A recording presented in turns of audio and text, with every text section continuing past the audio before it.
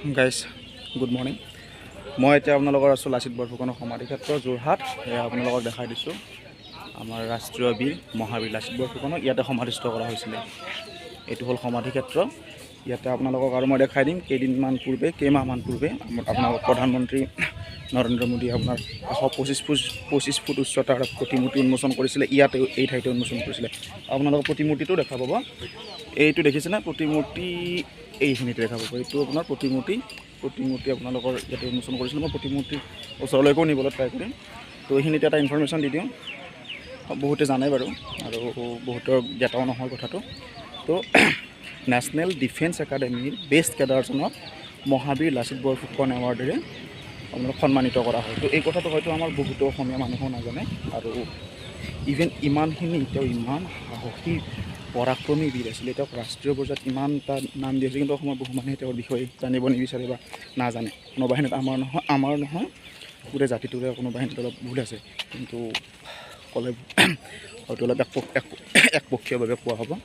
তো এইটো চাওক 125 ফুট উচ্চতাৰ প্ৰতিমূৰ্তি আপোনাৰ প্ৰধানমন্ত্ৰী মোদী ডাঙৰীয়াই কেইমাহমান পূৰ্বে উন্মোচন কৰিছিলে। ইয়াতে কিমান ধুনীয়া, ওচৰৰ পৰা গ'লে ইমান বিশাল, বাপৰে বাপ, চাই কিবা এটা ভাল লাগে দেই। যিমান যি হ'লেও 125 ফুট উচ্চতা। ইয়াতে এইটো কেমেৰাৰে ঢুকি পায় নে নাপায় মই নাজানো, মোবাইলটো বহুত দামী নহয় দেই, চৰি। তো দেখিছেনে প্ৰতিমূৰ্তি? মই অলপ দূৰৰ পৰা দেখালোঁ, বহুত ওচৰলৈ নাযাওঁ আৰু কাম আছে বেলেগ। তো এইটো দেখিলে, আৰু এৰিয়াটো বহুত ডাঙৰ হয়, বহুত বিশাল এৰিয়া এটা। আৰু ইয়াতে এতিয়াও কনষ্ট্ৰাকশ্যনৰ কাম চলিয়ে আছে। তো কিবা কিবি নিৰ্মাণ কৰিব ইয়াতে আৰু ভালো লাগিল। বুকুখন কোনোবাখিনিত উফন্দি দিছে, গৌৰৱবোধ কৰিছে। তো প্ৰথমবাৰ আহিলোঁ ইয়াতে, আগতে অহা নাছিলোঁ সমাধিক্ষেত্ৰলৈ। তো নতুন এটা এক্সপিৰিয়েঞ্চ হ'ল ইয়াতে মহাবীৰ লাচিত বৰফুকনৰ সমাধিক্ষেত্ৰ। গোটেইটো ভিউ এবাৰ মই দেখাই দিছোঁ মোৰ সৈতে। গোটেইটো কনষ্ট্ৰাকশ্যন কাম এতিয়া হৈছে, কিন্তু এৰিয়াটো বহুত ডাঙৰ দেই, বহুত বিশাল এৰিয়া। গোটেইখিনি আৰু এটা এটাকৈ দেখাবলৈ সময়ৰ অলপ অভাৱ হৈছে মোৰ। তো যি পাৰোঁ দেখাই যাম। তো এইটো প্ৰতিমূৰ্তি। আৰু ছেকেণ্ডলি আপোনালোকৰ তো ইয়াতে আৰু ধৰক প্ৰতিমূৰ্তিটো দেখাই দিওঁ, ৰ'ব অলপ ওচৰৰ পৰা লৈ যাওঁ। পটকৈ আহি এবাৰ প্ৰতিমূৰ্তিটো দেখাই দিওঁ আপোনালোকক। তো ইয়াতে আৰু এই এৰিয়াবিলাক। এতিয়া আপোনালোকে এটা কথা কওক, এতিয়া বিজেপি চৰকাৰক আপোনালোকে ছাপোৰ্ট কৰিব নে নকৰে? মই কিন্তু নিউট্ৰেল দেই, ইয়াতে চৰকাৰৰ কথা নাহে। তো মই জাষ্ট আপোনালোকক সুধিছোঁহে যে মানুহৰ সমাগম হয়, কিন্তু এতিয়া অলপমান কম হৈছে সমাগম, পিছৰ ফালে অলপ গধূলিলেও হয়। তো ইয়াতে ধৰক আটক ধুনীয়া আপোনাৰ সাজসজ্জা ইয়াতে নিৰ্মাণ কৰা হ'ব।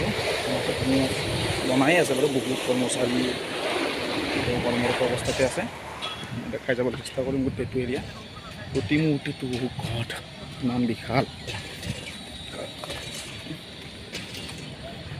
মহাবীৰ লাচিত বৰফুকন এই কথা অসমৰ সাহসী যোদ্ধা, দেশতকৈ মই ডাঙৰ নহয়।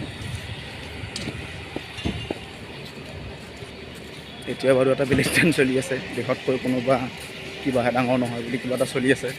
বুজি পাইছে বাৰু পলিটিকেল এংগলৰ কথা। গাইজ ভাল লাগিল দেই আহি, বহুত ধুনীয়া এটা পৰিৱেশ ইয়াতে আছোঁ। ইয়াতে 2 ঘণ্টামানলৈকে আছোঁ। 2 ঘণ্টামানৰ পিছত আৰু মহাবীৰ লাচিত বৰফুকনৰ প্ৰতিমূৰ্তি। হাত বিষাই গ'লোঁ মোবাইলটো ধৰি। এইটো গাইজ ইয়াৰ পৰা দেখাই দিওঁ আপোনালোকক। এইটো দেখিছেনে ইমান বিশাল,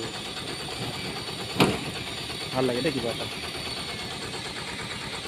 এইফালে আৰু এইফালেও এৰিয়া আছে, এইফালে এটা পুখুৰী আছে। প্ৰতিমূৰ্তিৰ পিছফালে এটা পুখুৰী আছে।